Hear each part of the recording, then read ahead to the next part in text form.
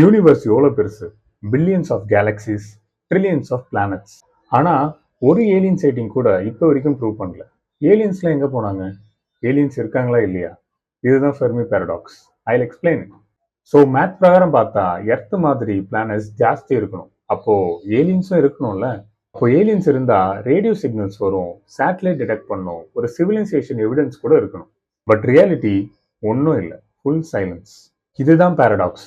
Logic சொல்லுது aliens இருக்கணும், reality சொல்லுது ஏலியன்ஸ் இல்லை.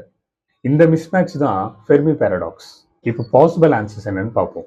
ஏலியன்ஸ் ரொம்ப தூரத்தில் இருக்காங்க, நம்ம யூனிவர்ஸோட டிஸ்டன்ஸ் ரொம்ப பெருசு. ஸோ நம்மளோட சிக்னல் அவங்களுக்கு ரீச் ஆகிறதுக்கு 1000 இயர்ஸ்க்கு மேலே ஆகும்னு சொல்கிறாங்க. பட் ரிப்ளை வரும், அந்த டைமில் நம்ம யாரும் இருக்க மாட்டோம்.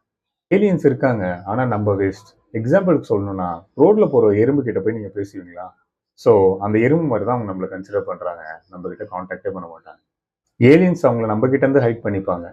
எக்ஸாம்பிளுக்கு இது ஜூ தியரின்னு சொல்லுவாங்க. ஜூவில் நம்ம ஒரு அனிமல்ஸை பார்த்தோம் அப்படின்னா நம்ம பார்ப்போம், பட் இன்டர்ஃபியர் பண்ண மாட்டோம். ஸோ அவங்களுக்கு நம்ம அனிமலாக கூட இருக்கலாம். Scariest answer, great filter. எல்லா சிவிலைசேஷனும் ஒரு ஸ்டேஜில் டெஸ்ட்ராய் ஆகும். எக்ஸாம்பிளுக்கு climate disaster, nuclear war, AI controls. Question என்னன்னா, ஃபில்டர் நமக்கு பின்னாடியா இல்லை நமக்கு முன்னாடி? ஃபைனல் ஸ்கேரி தாட், யூனிவர்ஸ் அமைதியாக இருக்கிறது பீஸ்க்காக இல்லை.